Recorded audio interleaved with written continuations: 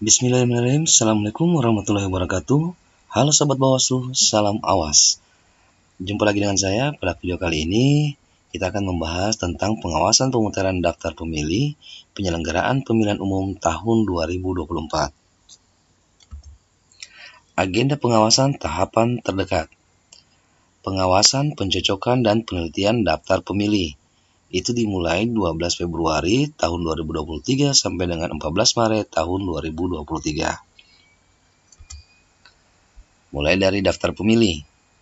Tujuannya itu akurat, tidak ada kesalahan informasi atau keterangan dalam penulisan. Mutakhir, disusun berdasarkan informasi terbaru. Komprehensif, memuat pemilih yang memenuhi syarat dan mencoret yang tidak memenuhi syarat atau TMS. Selanjutnya, transparan, menyampaikan informasi dan menerima masukan dari publik. Oke, kita next. Prinsip penyusunan daftar pemilih dalam penyelenggaraan pemilu. Pertama, prinsip komprehensif merupakan prinsip penyusunan daftar pemilih secara lengkap dan luas yang meliputi semua WNI atau warga negara Indonesia yang memenuhi syarat sebagai pemilih yang berada di dalam negeri dan di luar negeri. Kedua, prinsip inklusif merupakan prinsip yang mengikutsertakan kementerian, lembaga, pemerintahan daerah, dan pihak-pihak terkait lain dalam membantu kegiatan penyelenggaraan penyusunan daftar pemilih. Ketiga, prinsip akurat merupakan prinsip penyusunan daftar pemilih yang mampu memuat informasi terkait pemilih yang benar, lengkap, dan dapat dipertanggungjawabkan. Keempat, prinsip mutakhir merupakan prinsip penyusunan daftar pemilih berdasarkan informasi dan data pemilih yang terakhir dan terbaru. Kelima, prinsip terbuka merupakan prinsip penyelenggaraan penyusunan daftar pemilih yang dilakukan secara terbuka untuk pemilih yang memenuhi syarat. Oke, kita next. Keenam, prinsip responsif merupakan prinsip yang membuka kesempatan pemberi tanggapan terhadap masukan dan penyelenggaraan penyusunan daftar pemilih. Ketujuh, prinsip partisipatif merupakan prinsip yang membuka partisipasi seluas-luasnya kepada semua WNI untuk mengusulkan data pemilih dalam penyusunan daftar pemilih. Kedelapan, prinsip akuntabel merupakan prinsip yang memberikan informasi, kejelasan fungsi dan tugas, dan serta akuntabilitas dalam pelaksanaan dan penyusunan serta pelaporan hasil pemutakhiran data pemilih. Kesembilan, prinsip perlindungan data pribadi merupakan prinsip yang memberikan perlindungan terhadap hak sipil, dasar warga negara atas privasi data pribadinya. Dan terakhir 10, prinsip aksesibel merupakan prinsip yang memberikan kemudahan dalam mengakses data pada saat pemutakhiran dan penyusunan daftar pemilih. Next, alur pemutakhiran data dan penyusunan daftar pemilih. Pertama, penyerahan data kependudukan dari Kementerian Dalam Negeri kepada KPU dan WNI bertempat di luar negeri, dari Kementerian Luar Negeri kepada KPU. Kedua, sinkronisasi data kependudukan dan data WNI di luar negeri. Ketiga, penyerahan daftar potensial pemilih lokasi khusus dari KPU Kabupaten atau Kota kepada KPU melalui KPU Provinsi. Keempat, penyerahan DP4 oleh Menteri Dalam Negeri dan DP4LN oleh Menteri Luar Negeri kepada KPU. Kelima, penyandingan DPT pemilu atau pemilihan terakhir yang telah dimutakhirkan secara berkelanjutan dengan DP4 hasil sinkronisasi dan penyandingan DPT-LN pemilu terakhir dengan DP4-LN hasil sinkronisasi oleh KPU. Keenam, penyerahan data pemilih dari KPU ke KPU Provinsi atau KIP Aceh dan KPU atau KIP Kabupaten atau Kota, dan penyerahan data pemilih luar negeri dari KPU ke PPLN.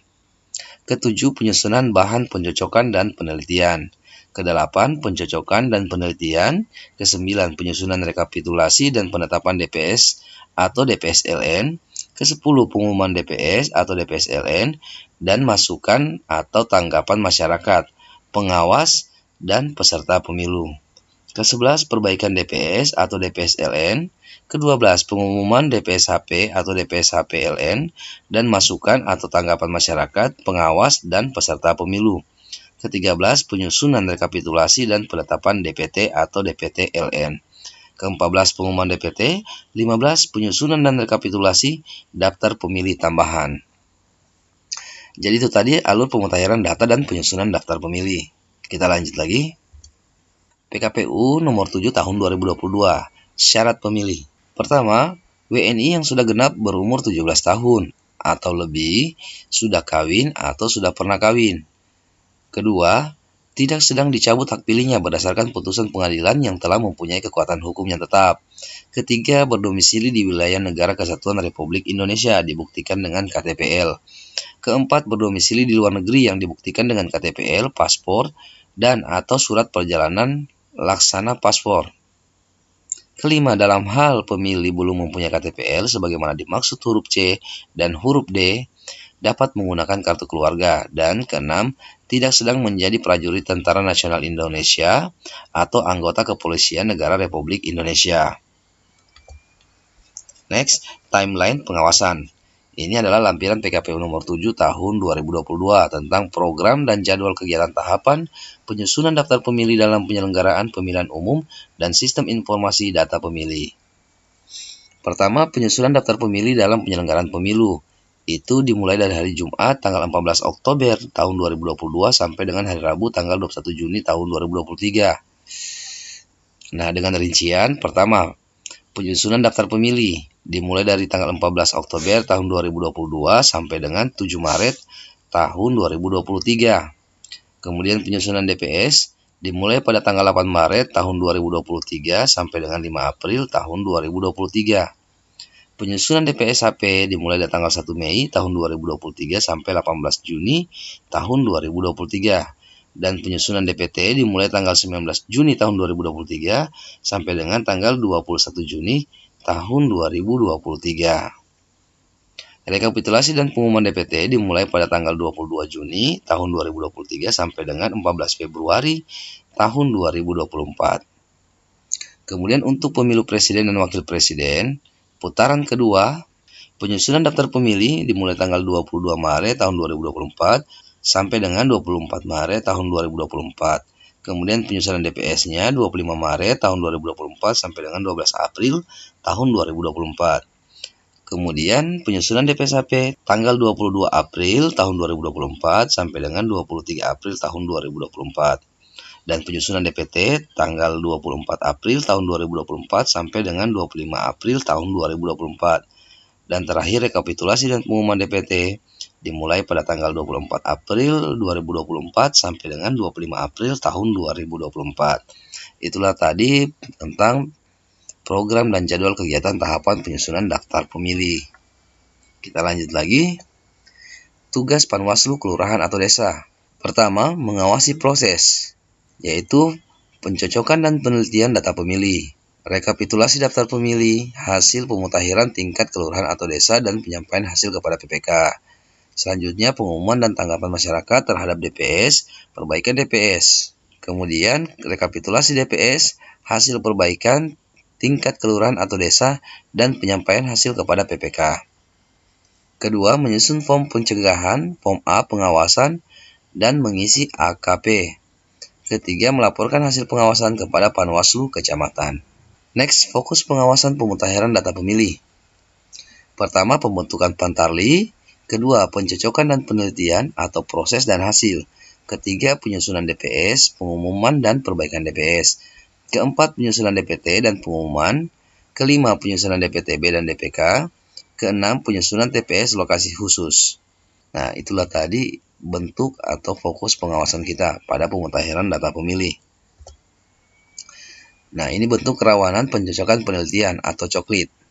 Pertama, Pantarli tidak mendatangi pemilih secara langsung, alasan kesehatan, menganggap mengetahui keberadaan pemilih di wilayah kerjanya, dan lain-lain. Kedua, Pantarli menggunakan jasa pihak lain dalam melakukan coklit. Ketiga, tidak menindaklanjuti masukan atau tanggapan masyarakat. Keempat, coklit dilaksanakan tidak tepat waktu. Kelima, Pantarli tidak mencoret pemilih yang tidak memenuhi syarat, seperti pemilih yang meninggal dunia dengan dibuktikan dengan suket kematian atau dokumen lainnya. Pemilih ganda berubah status dari sipil menjadi TNI atau Polri, belum genap 17 tahun, dan belum pernah kawin. Keenam, Pantarli tidak mencatat pemilih yang memenuhi syarat. Ketujuh, Pantarli tidak memakai dan membawa perlengkapan pada saat coklit. Kedelapan, Pantarli tidak menempelkan stiker coklit untuk setiap 1 KK setelah dilakukan coklit. Kesembilan, Pantarli tidak menindaklanjuti rekomendasi pengawas pemilu. Oke, pemetaan TPS. Pemilih dalam TPS paling banyak 300 orang dengan memperhatikan pertama, tidak menggabungkan kelurahan atau desa. Kedua, kemudahan pemilih ke TPS. Ketiga, tidak memisahkan pemilih dalam satu keluarga pada TPS yang berbeda. Keempat, aspek geografis setempat. Kelima, jarak dan waktu tempuh menuju TPS dengan memperhatikan tenggang waktu pemungutan suara. Strategi pencegahan. Pertama, Panwaslu desa atau kelurahan menjalin koordinasi dan menghimbau kepada PPS agar mengangkat Pantarli sesuai ketentuan dan memastikan Pantarli menjalankan tugas secara maksimal. Kedua, mengingatkan agar PPS terbuka dalam kegiatan penyusunan dan penetapan daftar pemilih, memaksimalkan sosialisasi, koordinasi, dan melibatkan masyarakat dalam kegiatan pemutakhiran. Ketiga, identifikasi kerawanan pengelolaan data pemilih. Keempat, optimalisasi simpul-simpul pengawasan partisipatif, yaitu secara spesifik mengajak mitra untuk cek DPT online mandiri. Himpun hasilnya, lengkapi dokumen pendukung, dan konsolidasikan. Kelima, koordinasi stakeholder, instansi, institusi, organisasi, partai politik, dan lembaga pemantau. Tahapan ini krusial, harus menjadi perhatian bersama. Keenam, berkoordinasi dengan jajaran TPS untuk mendapatkan akses rencana kerja Pantarli. Ketujuh, membentuk posko pengaduan masyarakat, online atau offline. Kedelapan, mendokumentasi dan publikasikan seluruh kerja pencegahan.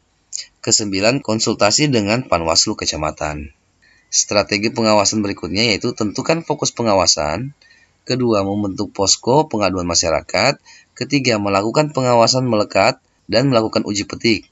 Keempat, analisis data, audit, dan investigasi. Kelima, penggunaan instrumen hukum, cegah di lapangan, saran perbaikan, lakukan secara berjenjang. Keenam, konsolidasi data dan jajaran, berlapis sebelum rekap setingkat di atasnya. Ketujuh, mencermati seluruh form A, pengawasan di wilayah masing-masing. Sampaikan secara tertulis kepada PPS melalui Panwaslu kecamatan atau melalui di forum koordinasi, rapat pleno terbuka.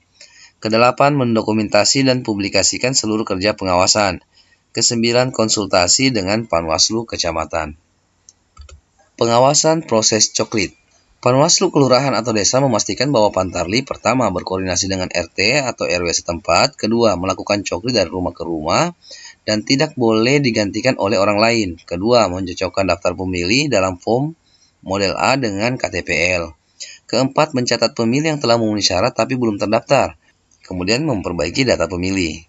Kelima, mencoret pemilih yang tidak memenuhi syarat tapi masih tercantum meninggal dunia, pindah domisili, berubah status TNI atau Polri, belum genap 17 tahun dan belum kawin, tidak ada keberadaannya, terganggu jiwa berdasarkan keterangan dokter, sedang dicabut hak pilih berdasarkan putusan pengadilan berkekuatan hukum tetap. Keenam, mencatat keterangan pemilih berkebutuhan khusus pada kolom jenis disabilitas. Ketujuh, mencatat pemilih yang tidak memiliki KTPL dengan memberikan keterangan pemilih tidak memiliki KTPL. Kedelapan, menandai data pemilih yang berdasarkan KTPL atau KK bukan merupakan pemilih yang beralamat di TPS wilayah kerja Pantarli dan menandai data pemilih yang telah berpindah domisili ke lain wilayah. Kesembilan, Pantarli menyerahkan hasil pemutakhiran kepada PPS. Pengawasan penyusunan daftar pemilih hasil pemutakhiran. Panwaslu kelurahan atau desa memastikan bahwa Pantarli 1. Memastikan PPS menyusun daftar perubahan pemilih berbasis TPS dengan menggunakan formulir model A daftar perubahan pemilih. Kedua, memastikan PPS melakukan rekapitulasi melalui forum rapat pleno terbuka. Ketiga, berkoordinasi dengan PPS sebelum pelaksanaan rekapitulasi. Keempat, menghimpun catatan khusus yang akan disampaikan dalam rapat pleno terbuka penyusunan daftar pemilih.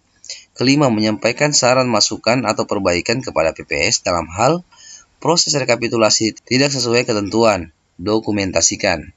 Keenam, mendapat salinan hasil rekapitulasi model A Rekap PPS dan form model A daftar perubahan pemilih, salinan naskah asli. Ketujuh, memastikan PPS menyampaikan hasil rekapitulasi kepada PPK. Kedelapan, menuangkan form A pengawasan dan form F pencegahan. Kesembilan, menyampaikan laporan hasil pengawasan kepada Panwaslu Kecamatan sebagai bahan konsolidasi data. Dan terakhir 10, dalam hal PPS tidak menindaklanjuti rekomendasi PKD, melaporkan hasil pengawasan kepada Panwascam. Esensi coklit. Pertama, memperbaiki data pemilih yang belum lengkap atau benar. Kedua, mencoret data pemilih yang tidak memenuhi syarat. Ketiga, mencatat daftar pemilih yang belum terdaftar. Keempat, memberikan tanda bukti pendaftaran pemilih dan menempelkan stiker di bagian depan rumah pemilih. Nah, pertama, PKD berkoordinasi dengan PPS berkaitan dengan pelaksanaan coklit. Kedua, PKD memastikan Pantarlim melaksanakan tugas sesuai dengan tata cara, prosedur, dan mekanisme coklit. Ketiga, PKD melakukan pengawasan melekat terhadap 5 kepala keluarga per hari dengan Pantarlim yang berbeda selama masa coklit.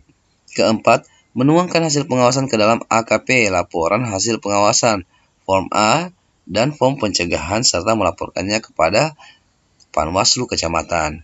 Dan terakhir kelima, PKD melakukan uji petik terhadap 10 KK per hari dalam satu kelurahan atau desa dengan sebaran seluruh TPS. Pengawasan tidak melekat, uji petik dilakukan pada pemilih yang telah dicoklit. Dan terakhir adalah terima kasih. Oke, demikian dulu video saya kali ini tentang fokus pengawasan terhadap pelaksanaan pemutahiran data pemilih. Demikian, semoga bermanfaat. Wassalamualaikum warahmatullahi wabarakatuh.